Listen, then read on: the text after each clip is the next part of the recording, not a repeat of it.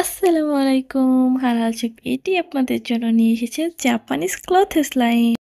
আপনাদের কাপড় শুকিয়ে দেওয়ার সহজ সমাধান হতে যাচ্ছে এই জাপানিজ ক্লথেস লাইন। বিশেষ করে যারা শহরে বসবাস করেন তাদের বাসায় কাপড় শুকিয়ে দিতে প্রচুর ভোগান্তিতে পড়তে হয়, কারণ পর্যাপ্ত জায়গা পাওয়া যায় না। আপনারা এটা বারান্দায় একদম ইজিতে টানিয়ে ফেলতে পারবেন।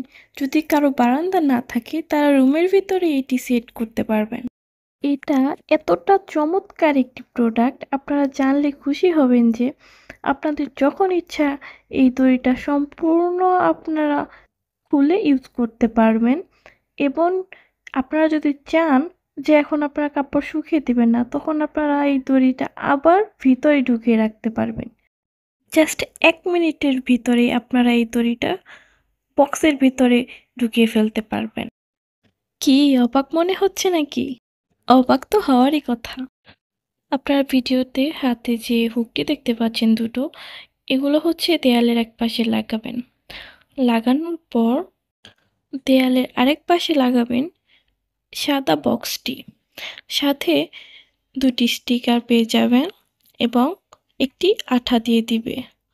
সম্পূর্ণ ভিডিওটিতে আপনারা এটা দেখতে পাবেন।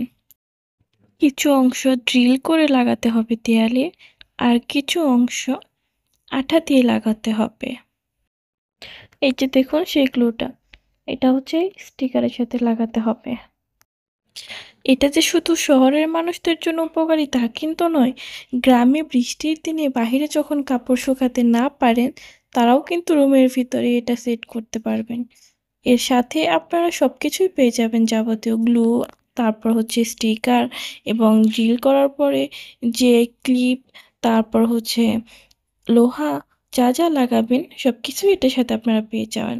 আর সাদা বক্সের ভেতরে যে দেখতে পাচ্ছেন পিস অরেঞ্জ স্টিলের, এটাও থাকবে এবং বক্সটাও থাকবে।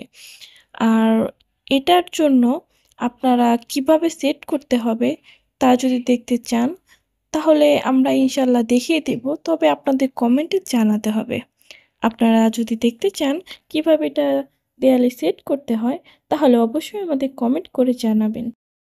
আপনারা কমেন্ট করলেই ইনশাল্লাহ আমরা নেক্সট ভিডিওতে আপনাদের জন্য দেখিয়ে দিব কিভাবে আমরা দেয়ালে সেট করি এটা। আর দেখুন এখানে লক সিস্টেম, এটা দিয়ে আপনারা দড়ি টানার পরে লক করে দিলে দড়ি অতটুকু বড় হবে, আর লকটা খুলে দিলে দড়িটা ভিতরে ঢুকে যাবে। এই দেখুন আপনাদের সুবিধার্থে দেখেছি, লক করে এখানে টেনে দিয়েছি, রয়ে গেছে। সম্পূর্ণ ভিডিওটি দেখার জন্য অসংখ্য ধন্যবাদ সবাইকে।